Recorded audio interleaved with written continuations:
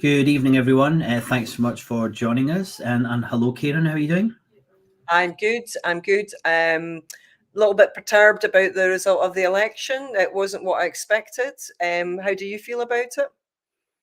Yeah, I think everyone was completely shocked, weren't they? And I think there's a lot to come out of it. It might be good for us to kind of address it maybe next week when I think we've had an opportunity to really think about it. But my initial point is that hopefully it'll kind of it's the death knell of governments going on about GDP and that the economy is growing and expecting everyone to just see that and think, well, if the economy is growing, I'm going to vote for this government. Because what seems to be clear is that the US GDP and the economy has been growing over the last 18 months, but people aren't feeling it.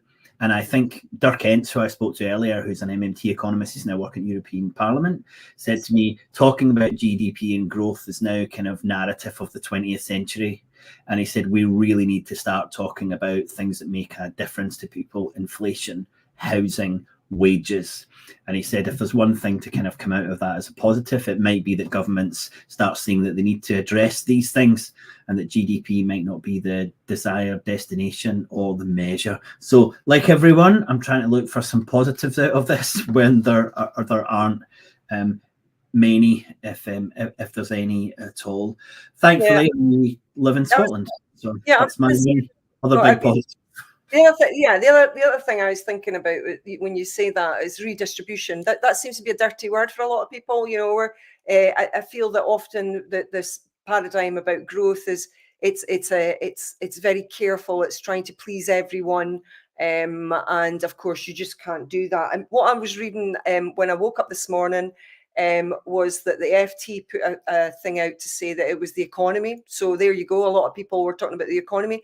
And again, what you're saying is, the reality is not, affecting people positively. And the other The thing is, economy's a thing. It's just a thing. It doesn't really mean anything, and that's, I think, the huge problem is people talk about the economy, but what they mean is wages, cost of living, and inflation. Whereas economists and government talk about the economy as in GDP. So yes, these things, there's just a huge disconnect.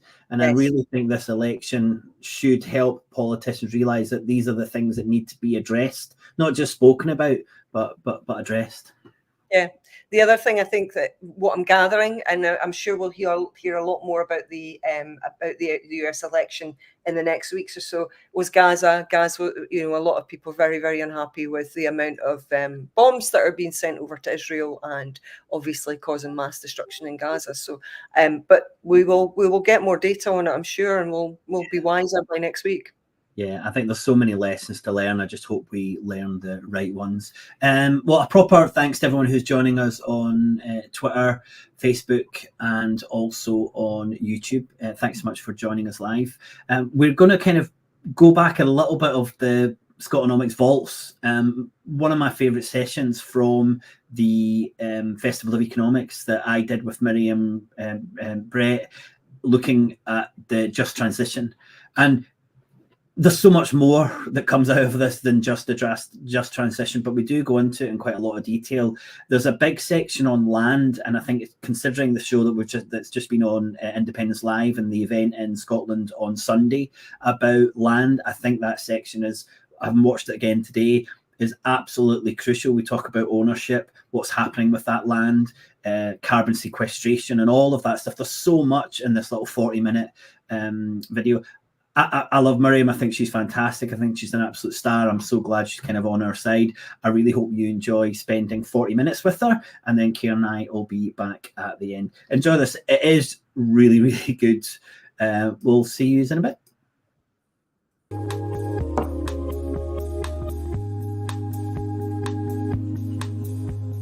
The audience, what is a just transition? So, firstly, on context, to understand the just transition, we need to understand that the climate crisis is inherently linked to inequality, and the causes and distributional consequences of climate and environmental breakdown are uneven and they're unjust.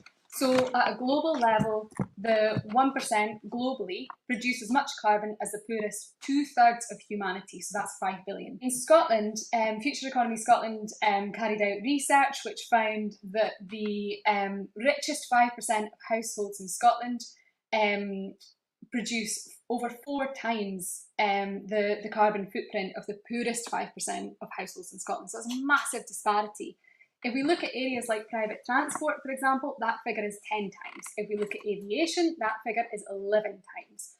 So time and time again, we can see that those who have contributed the least to climate and environmental breakdown are often on the sharp end of it. That's true globally, within global regions and countries, but it's also true within countries as well. And what's really clear is that marginal changes to a system that is driving climate and environmental collapse simply won't suffice. So we need bold policy ideas for this. So a just transition, so its origins is interesting because just now some of its opponents, shall we say, often point to the fear of workers losing their jobs to justify what they would see as slower action or inaction completely. Interestingly, and paradoxically to that, the just transition as a concept actually emerged out of the worker movement. So in the 1970s and 80s, there was changes in the regulatory frameworks in the US towards air and water pollution that resulted in folk losing their jobs. And what the workers and trade unions did was organise around that to say, actually, we need interventions here to secure our livelihood. And that's where the term just transition was first coined. Now, since then, it has evolved, its meaning has deepened over time, and it's grown in prominence at a global, national and local level, and directly linking a just transition to proactive climate action as well. And that, the focal point of that changes. If we look to the work of Indigenous groups in North America, for example, there's a huge focus on land rights. For others, it's about green jobs. And so there's different focal points throughout different movements globally. But one way I like to think about a just transition is to envisage it as the foundation for a bridge. And we're on one side of that bridge and we're building that foundation. And to get to it is the social and economic interventions required to get from where we are just now over that bridge to where we want to be. And it's the foundation of that. And so it's through the kind of seismic shift in industrial base towards a low carbon economy where workers and communities can thrive. Now, there is no one single definition of just transition. It's quite hotly contested. But we have a definition at Future Economy Scotland. Are we going to hear that now? Yes, is that Excellent. okay? Yep, absolutely. And so we define it as a coordinated plan to decarbonise Scotland's economy and tackle the nature crisis while firstly, creating well-paid, secured, unionised green jobs that are fit for the future. Critically, those jobs need to be in rural and urban Scotland alike. Secondly, supporting the retraining and reskilling of workers as part of a managed decline of carbon-intensive industries. Third, actively reducing social, economic and regional inequalities, alleviating poverty and raising living standards, particularly for low and middle income households. Fourth, around impacted communities. Who is in the room when these decisions are taken really matters. So trade unions, workers, communities need to have a meaningful stake and say over decisions that affect them. Next is fairly sharing the costs and benefits of decarbonisation, including embracing more democratic forms of ownership and governance of our futures, of industries of the future. And lastly, and this is taking in Scotland's role as a current and historic emitter, a significant emitter, recognising global imbalances created by climate and environmental breakdown and building a genuinely reparative approach. So moving forward in a way that does not exacerbate the global structural imbalances that have been created in the fossil age. About 18 months ago, I did about a 50,000 word report on the just transition, and it's been heavily in use by the Scottish Government for maybe six years, round about 6 years. Lots of papers on it. It's in so many papers. For a kind of a contrast, I went into and did a similar search in government papers in Westminster, and I found it once. It was used once, and it was a just transition for the financial services sector. And it was the real issue for me when I thought about the kind of political economy of this. How does Scotland deliver something that Westminster has not in the slightest bit of an interest in? I mean, it's not even on the radar. Where is our agency to deliver a just transition? Yeah, so I think the kind of question of whether we have the economic levers to deliver this just now, does Scotland, under the current fiscal framework and constitutional settlement, have the ability to fully decarbonise all of our economic activity and do so in a way that's fair and just? No, is the answer to that. If we look, for example, to critical areas of policy and regulatory framework around, oil and gas is a very obvious one. The tax frameworks, the majority of the tax frameworks, the regulatory frameworks and the licensing agreements sit at a reserved level. Similarly, to kind of go back to the questions around macroeconomic change, borrowing powers, having a bank, for example, these are all barriers to the type of change that we need to kind of see a kind of whole-scale transformation of the economy. Do we, however, have the powers to transition to net zero by 2045, which is the target that the Scottish Government has set for itself? It's ambitious, it's 5 years ahead of that of the UK Government. Yes, we do, and we can be doing more around that. So yeah, I think that, and that's what our work is focused on at Future Economy Scotland. Fantastic. Do you know how many people in Scotland will have to change jobs in decarbonisation, and will that number be sufficient to provide labour for the new sectors? So I don't have a total figure of the exact number of jobs that need to be transitioned. It's seismic, and it's also very regional as well. When we look at Scotland here, and I think that was a question that we kind of discussed too around the kind of regional transformation within Scotland that's required. And just now there is no comprehensive strategy for how we actually do that, and so that takes us back to this is the foundation, and now we need the roadmap to get us there. So if we look at Scotland at a regional level, and Gillian mentioned this as well, obviously the northeast of Scotland, where we have huge numbers of workers employed in the oil and gas sector. I'm from Shetland. We also have huge numbers of workers employed in the oil and gas sector, and kind of questions around how do we reskill and retrain those workers in a way that is aligned with a just transition. What is the targeted investment for impacted communities? Because actually in Scotland, the scars from the last wave of industrial transition are still very visible today. We can see it, and that was a period of rapid and brutal deindustrialisation throughout that ravaged communities in Scotland, the coal and mining communities in particular. We can see that legacy today in homelessness, we can see it in food insecurity, we can see it in fuel poverty levels in those communities today, and it's because it was poorly managed, and it wasn't actually a transition, it was just it was left to the market, wasn't it? There was no real state involvement at all in that transition. Yeah, I mean, the state involvement was to decimate it, unfortunately, and so now we've got an opportunity. I think there's an enhanced onus on us now to learn lessons from the past and transition in a way that actually secures livelihoods for workers and a thriving future for impacted communities. So in the northeast, that's targeted investment, it's skills transitions, it's we're a recognition that we're going to have to fundamentally restructure our industrial base and labour market and answer the very difficult questions that come alongside that to create that roadmap.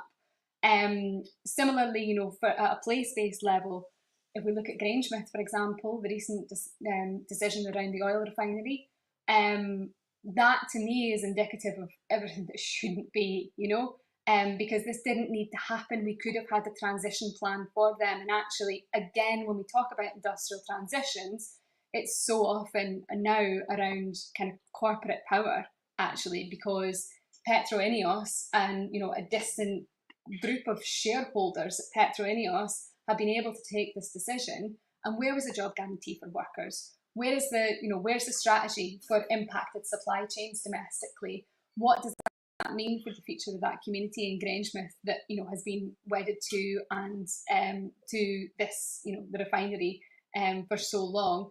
This is happening at the same time as the announcement from Tata Steel that Port Talbot is closing as well. That didn't have to be that way. If we look to Germany, if we look to Sweden, they're transitioning to green steel. And actually what that would have meant was upfront investment. And that could have been done through the government taking some equity stakes in that as well, alongside private sector investment, for example. And actually putting in place a transition plan. Yes, it would have been billions of pounds, but it would have aligned with all the stated objectives of the UK government. They say they want to level up. They say they want, a thriving future for industrial heartlands. They say they want to reinvigorate the north, and actually we've got Scunthorpe and Wales there that actually we could have created a plan for them. And now it's too late and we're at a cliff edge. And that is why it's so important that we don't shy away from the difficult questions just now to ensure that we have that thriving future for workers and communities. Fantastic. I'd just like to go into a little bit more on this idea of agency, because it seems from what you've said, and I might be picking this up wrong, but it seems like you said we can do a lot more. And then when we're saying, well, actually, what can we do? Use Greenmouth as an example. There's not really much that the Scottish Government could do there, because it doesn't control anything around the labour market. It doesn't have the funds for an industrial strategy. So using that as like a live example, what could the Scottish Government have done or do around that decision at Grangemouth? Where is the agency? So the frustrating thing with Grangemouth is that it was publicly owned. So we could have had a lot more democratic agency. And now we don't. And I think what we're seeing is government scrambling to try and pick up the pieces of a decision that's already been made. But there was actually more opportunity to develop a future for Grangemouth. So I think there was an inquiry, or there was some sort of government process. Was this UK government? Scottish government. Into what the future of Grangemouth can and should look like. That arguably is far too late. It was far too late, because actually, if we look at Jim Ratcliffe, had been throwing his weight around at Grangemouth for years. If we look right from the start of the 2000s even, they've been annihilating pensions, they've been docking pay freezes, they've been implementing pay freezes, they've been removed the full-time union workers at Grangemouth as well. So there've been indicators here that actually, clearly this was being run in the interests of shareholders, not in the interests of workers in that community. And so it was, encouraging to see action that had started to take place around questions at the Scottish Government level around what should we do about Grangemouth and how should we transition that, what are the options for a sustainable future. But it's come too late. The whole just transition, if it does apply to the whole of Scotland, you've got to make that argument much more visible in the areas like the Southwest. Yeah, absolutely. Yeah, completely. And finally, Scotland's appalling weather has benefits. Our wind is coming in handy at last. And yeah, I agree. It needs to be an economic transformation throughout Scotland. And I think I'd argue kind of the current, just on the question of kind of ownership and energy more broadly, like the current energy crisis has really shone a spotlight on long-standing failures of a privatised for-profit energy system. And you're talking about community benefits there, and how does this translate into jobs? How does this translate into benefits for communities throughout Scotland? I think it's important to kind of contextualise the current energy crisis as a kind of a much more kind of long-standing failure here. Because actually what it's done is highlighted the sheer volatility and cost of our continued reliance on fossil fuels, and systemic failures of a privatised market, where we've got an energy system, that needs to be sustainable and affordable, and that means shifting from a privatised system to that's focused on profit extraction. So we've got this perverse situation just now where households are being plummeted into, even more households, I should say, are being plummeted into fuel poverty, while over the last decade, BP and Shell have made tens of millions of pounds in shareholder profits while receiving hundreds of millions of pounds in tax benefits. And, between 2011 to 2021, the big six energy firms paid out almost £23 billion in dividends. That's 6 times their tax bill. That's a fundamentally broken system, that is. And it's emblematic of the wider challenges we face, because it is footloose fossil capital benefiting from eye-watering profits while, you know, real wages are held back and fuel poverty soars. So when we talk about renewables, I think there's an opportunity there to say, how do we do this differently? How do we not simply put a green badge on energy, but replicate some of the extractive approaches that actually didn't benefit communities, that didn't benefit workers? And I think there's real opportunities to do that because, as I'd said, you know, we've dramatically scaled renewable generation, not evenly throughout Scotland. I think you're right to highlight that. But that has not translated yet into maximising the job creation, the good quality job creation, and the benefits to communities as well. So if we look, for example, at Scandinavia, in a lot of Scandinavian countries, the job creation has scaled dramatically alongside the renewable generation. And a key reason for that is because a lot of those jobs are rooted in domestic manufacturing capacity and domestic supply chains. And so that is where we need to focus a lot of our energy on, because actually that's where a lot of those jobs are created. And I just want to point, do I have a moment to point to Scotland? Yes, of course. Okay. Yes, Sorry. absolutely. You can interrupt me if I'm talking too much. I just want to point to a kind of contrast around Scotland. Scotland is a massive, I mean, it's the largest offshore leasing round in the world. It's huge. So it is a real big step in terms of renewable generation. So they're going to, the Scotland projects in the first round, it's going to total up to, you know, around 27 gigawatts. The taxpayer is getting £750 million in options fees for that. So, you know, that's a fair bit of money, right? But actually, if we compare that to just one community trust in the North West Highlands owns a 500 kilowatt wind turbine, the projected profits for that over the next 20 years for that one community are 4.4 million. So we need to look, when we come to the second round of Scotland and renewable projects more broadly, we need to get serious about democratic ownership here and what it can bring. And that means looking at equity stakes, that means stronger conditionalities for workers' rights and local job creation, and that means a meaningful approach to scaling our domestic manufacturing capacity. And that should be really linked with the Scottish Government's commitment to introduce a green industrial strategy, which we welcome, and we're also carrying out work on this, which we hope to inform their decisions on. How do you ensure communities are central to a just transition? Is there any key practical means? Is it through local authorities? Is it development trusts? Or is there any kind of practical examples you can point to? Yeah, and I'm unsurprisingly going to highlight community wealth building as a way to do this. So I've been told I had to have a quick answer. So we've seen an embrace of community wealth building in Scotland over the last 3 years, which is absolutely brilliant. First rolled out in North Ayrshire, now councils throughout Scotland are taking it up. And we need to ensure that it stays true to its roots. It's about local economic transformation. It is about the transfer of financial and physical assets into the hands of local economies and communities. When it comes to energy, that could not be more acute. And I just want to highlight one example here. So in North Ayrshire, which was the first council to roll out community wealth building, and myself and actually many others in the room have been privileged to sit on their expert group for the past few years. North Ayrshire, as a post-industrial area, has a lot of derelict land. And what the council did is put in place plans to develop solar and wind farms on council-owned land. That is going to be council-owned, so they're owned by the public. When those are operational, they're going to generate up to 277% of North Ayrshire's energy needs. The excess can be sold back, and then the surplus from that can be reinvested into the local community. That, to me, is a common sense approach to energy.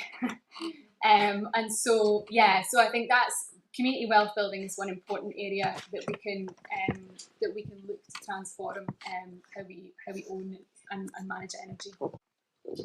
Great. Just a summary and then a question there. You're seeing a lot of the problems with energy seem to be related to the fact that it's an energy market.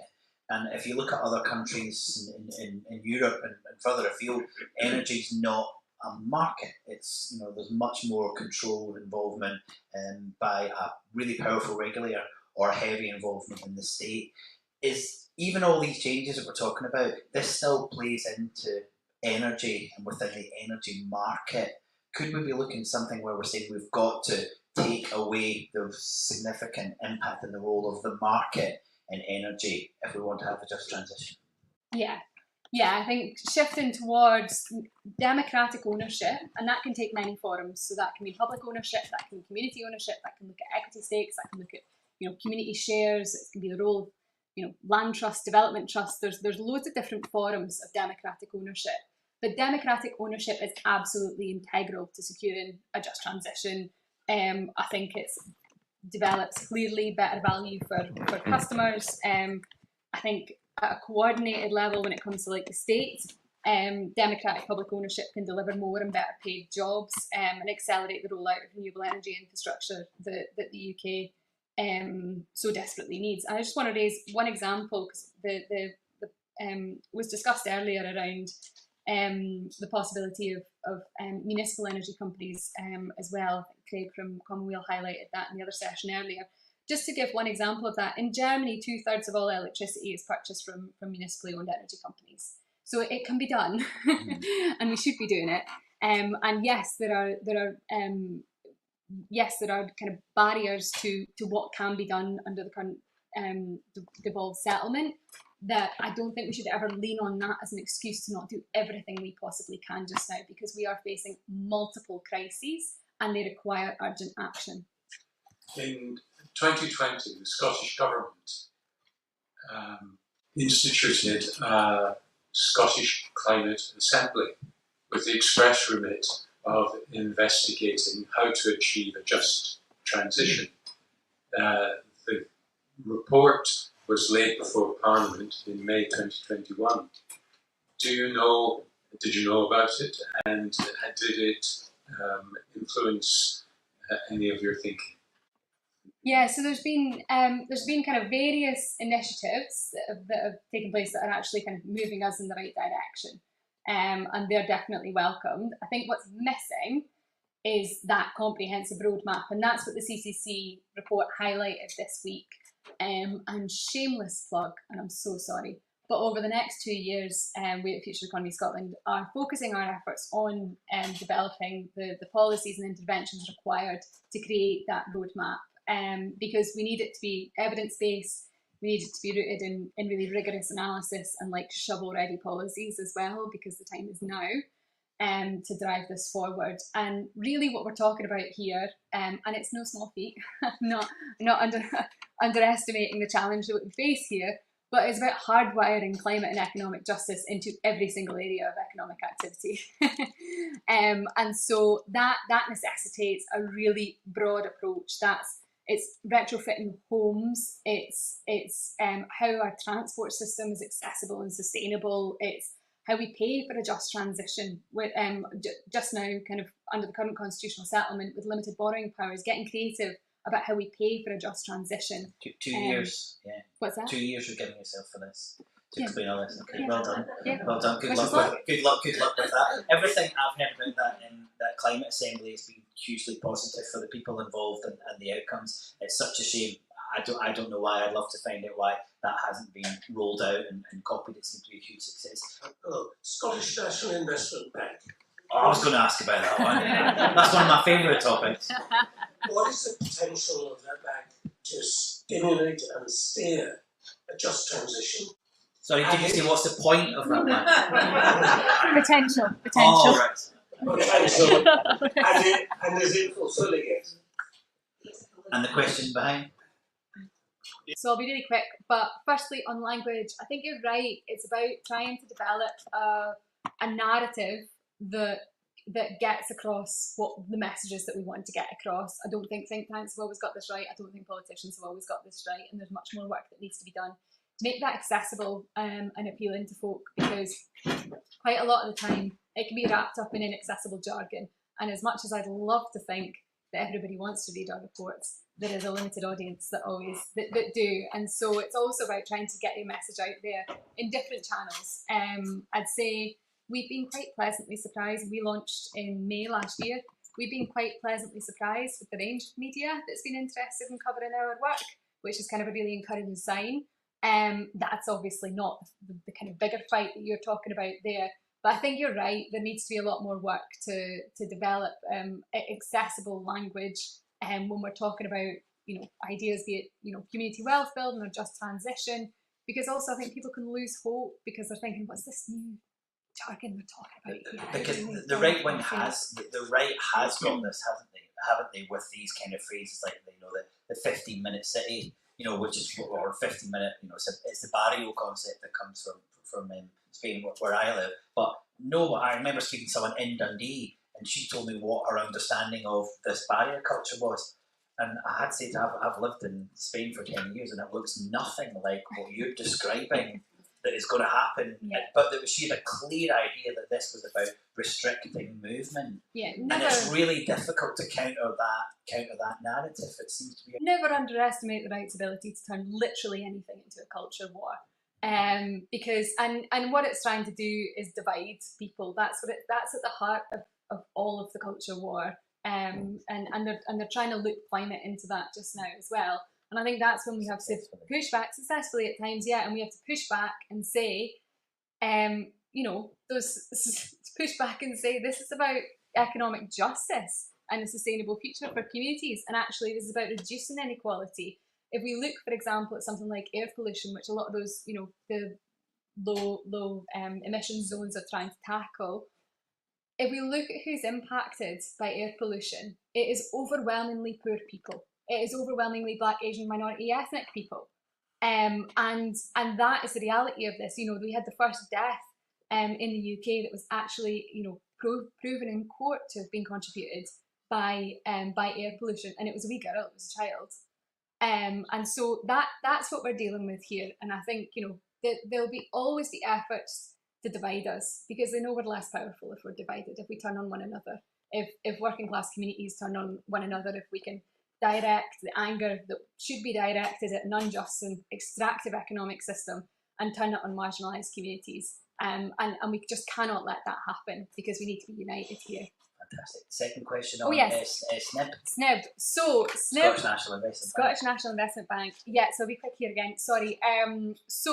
I think the creation of the Scottish National Investment Bank is a potentially very transformative thing. I was really disappointed to see the contracts awarded for the implementation of it to a lot of big consultancy firms and accountancy firms, and I think it's a detriment. Has had detrimental outcomes to how it operates today. I still think there's opportunity to reform how it's operating, and actually we look at areas of community wealth building, for example, and what it can and should be investing in, and also land and energy and community energy projects. There's huge scope to try and reorient its focus towards one that's genuinely aligned with a just transition. And so we are going to be doing more work on that in the coming months. So keep an eye out for that. I think it's been a spectacular failure on every level, including its setting up in management. And I genuinely think it's a huge embarrassment for the Scottish Government of how ineffective it is and how poorly it's viewed. And I actually had an insider at Deloitte talking about the process, and I was absolutely shocked about how it moved forward. So I think there's huge concerns. I think on flooding more broadly, there are huge areas of Scotland that are massively at risk of flooding. There are huge areas of Scotland that are already experiencing flooding. If we look at flood-prone areas, realistically, homes are not going to be insurable there for very much longer. And so I think that's why we need to get serious about flood prevention, and also, looking to afforestation, for example, is an obvious one. Peatland restoration as well, nature restoration more broadly as a mechanism for flood prevention, but also looking at kind of what our role has been in creating this crisis and how that should drive forward a rapid and just transition. Because, as I said, those who have contributed the least to the climate crisis are going to be disproportionately at the sharp end of that. They're not going to be able to pay for the adaptation measures required to keep them safe. And flooding is a really good example of that. What's your views of the idea of carbon sequestration and new woodland creation and the reparation of peatland? How do you think this ties into just transition? How land is owned, used and managed is key to securing a just transition. And Scotland's land market has very distinct features that have been shaped through its culture, its history, its politics, its language, We have, firstly, despite waves of really promising legislation, land reform legislation is undoubtedly one of the greatest achievements of the creation of the Scottish Parliament, hands down. We still today, however, have a very concentrated land ownership structure.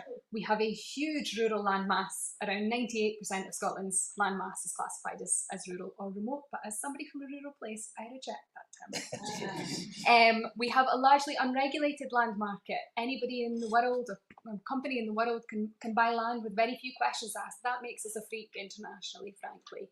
And we have very generous tax and subsidies for landowners. Now, what all of those things together have done is created a kind of perfect storm, if you like, to make Scotland very attractive to investors seeking to purchase land for carbon offset and natural capital activities.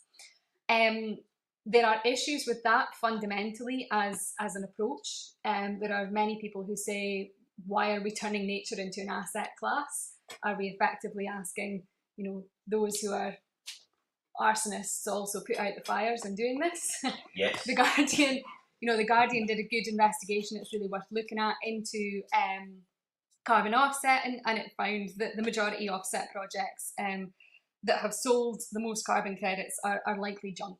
And there's questions asked there about whether this is just mass greenwashing, because are we actually detracting from the harder and more difficult challenge of directly reducing emissions? Regardless, taking all of that into account, we potentially have another wave, and we do have another wave of absentee corporate ownership of land in Scotland. Only it's being done under a green guise. It's capturing of the commons as well, isn't it? Yeah, and again, is corroding the stake and say that communities have in greening land. So this is and it has also been a very kind of private sector led approach to land to nature restoration as well. So the figure touted was around 20 billion to restore nature in Scotland. Realistically, there's been a lot of questions asked about that, and it's much smaller. We don't know the exact figure yet, but it is much smaller. Because that figure was so colossal, and because we have fiscal constraints in Scotland, it wasn't then viewed as an option to look at a public or community-led approach to nature restoration. It can and should be. Because actually a private-led approach to this comes with many risks. It comes with an unknown price tag.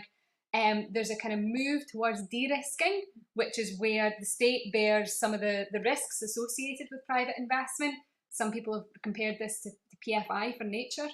And investor profits are also dependent on a huge range of public subsidies, where we have this paradox again, where actually it's reliant on public subsidies. So what should we do instead? Firstly, we need to assess the true nature of the finance gap in Scotland. That's critical.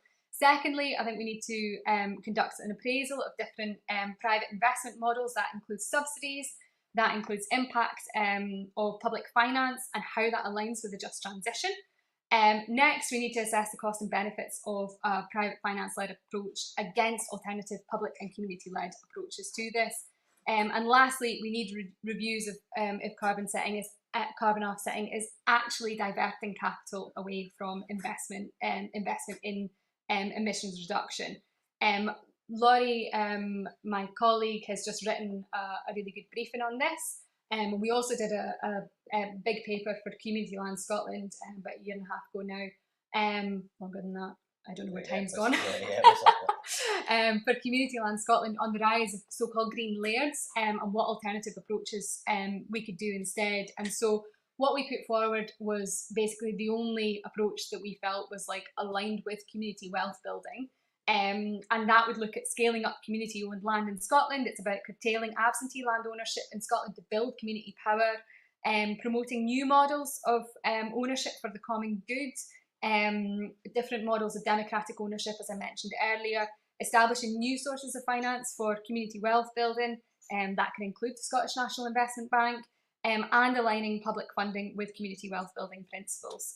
So, for example, looking at land-related public funding like grants. How do we align that with fair work, with a real living wage for all, with banning 0 hours contracts, with harnessing a drive to net zero, and with good green unionised, particularly focused on rural jobs as well.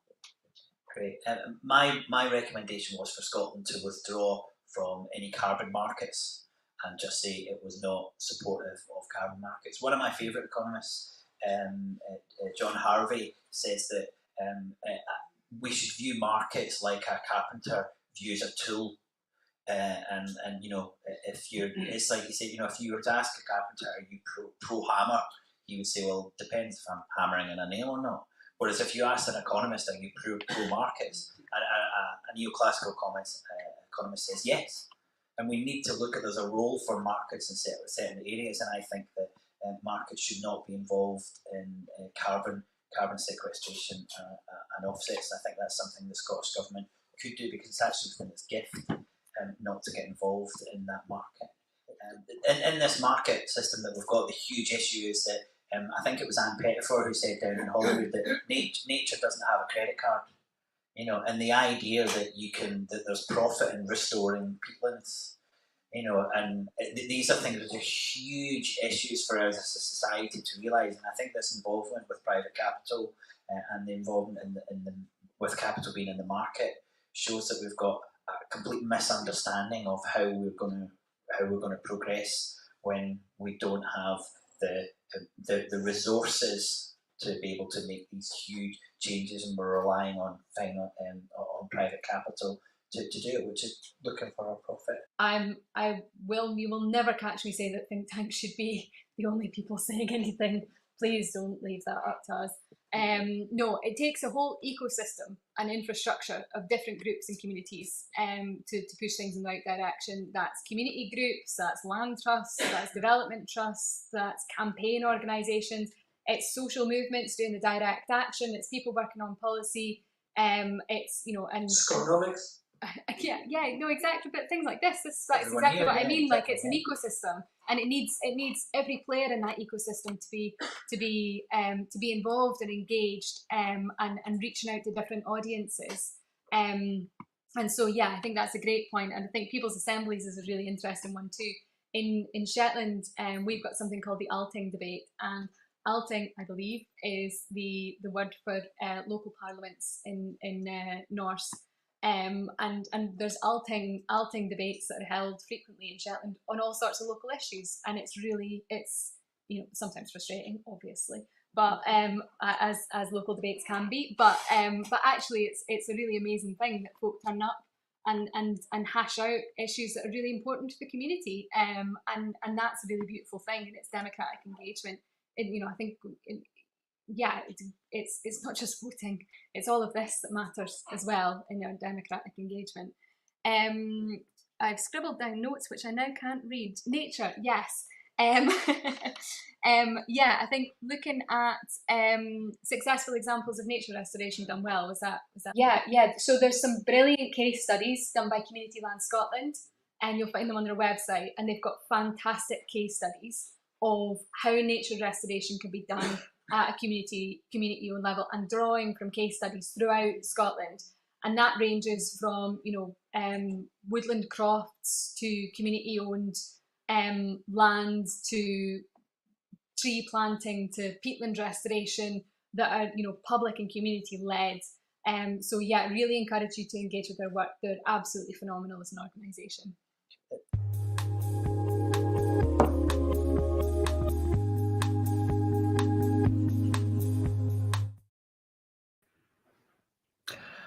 Well, thanks everyone for your comments and questions. We'll be able to go through a few of them, I'm sure. First thing to do is to welcome Karen back. Hello, Karen. How are you doing? Can I get your thoughts and comments first before we go to the audience? Well, that was a really varied interview. It covered lots of different subjects. So I picked out a few things that were of interest to me. The climate crisis and inequality being linked. I think that's something that, you know, we really have to keep talking about as well, the inequality, both within the country that we live in and also, you know, between the global north and the global south. The other thing that she was talking about as well, we were talking about pollution, that really struck with me. We are having a lot of trouble convincing people to keep cars out of our city centre in Aberdeen. It's quite contentious. A lot of people want to drive into the city centre. And I was looking up the young girl who died in London. You know, I remembered it very distinctly when it happened, because they were saying that this would probably be the first time that someone had actually died from pollution, and the coroner said that.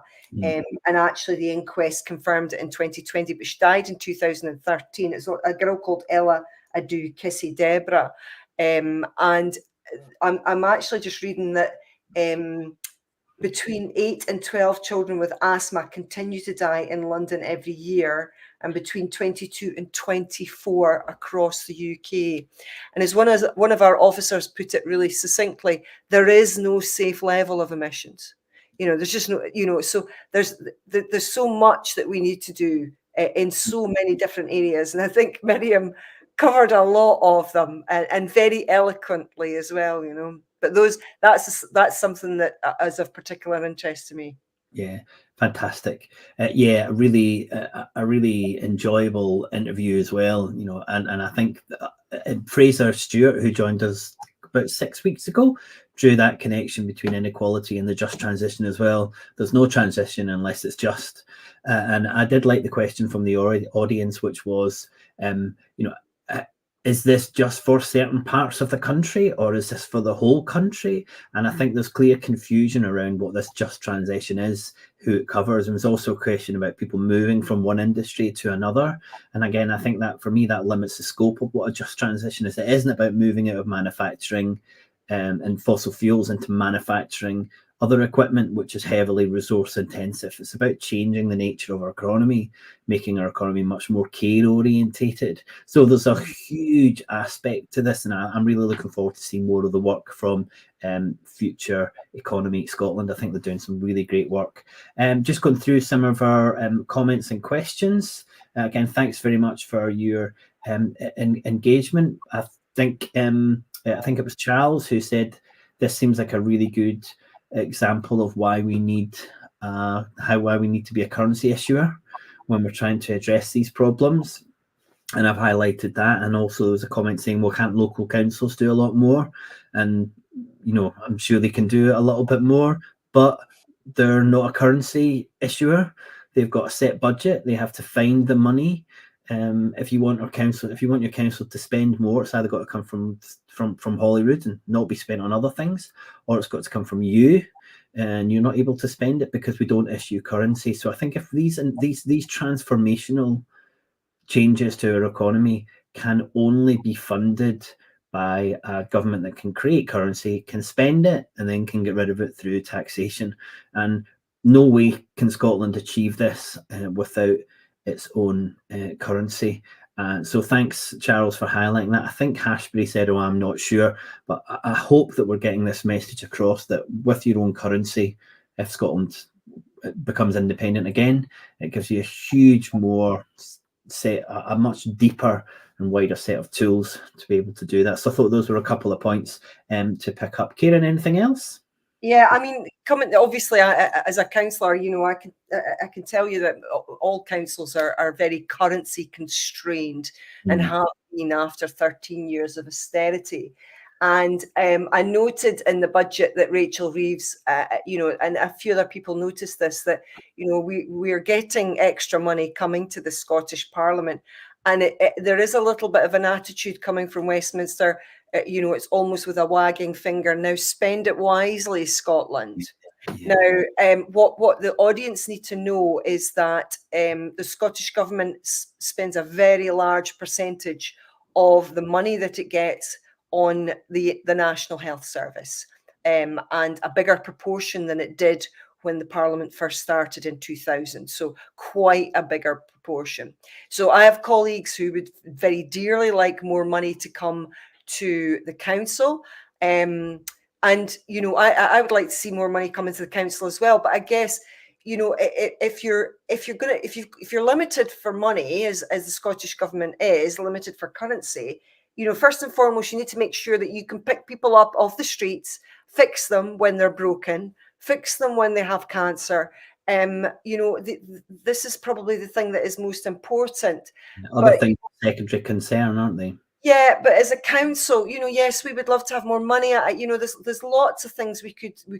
I would personally like to have more staff so that we could improve the amenity for a lot of places. So I'd like more gardeners we're able to look after our grounds, and improve the amenity. I would like to have more joiners. I'd like to more plumbers, electricians, so that we could turn over our council housing faster. It's also not sometimes just about the money. It's also about, are those real resources lying around for us to purchase? And in the case of the council, it's quite difficult to get some of these trades because the private sector are competing for them too. Yeah. And if they're a rare commodity, then we can't compete with private sector wages. So there's not just a currency constraint, there's also a real resource constraint for us as well. That's a really important point, because I had a discussion today. I was down in Glasgow speaking with Community Land Scotland, and they were also talking about this idea that, maybe the Scottish Government wants to spend X amount, or if we can get foreign direct investment to spend X amount.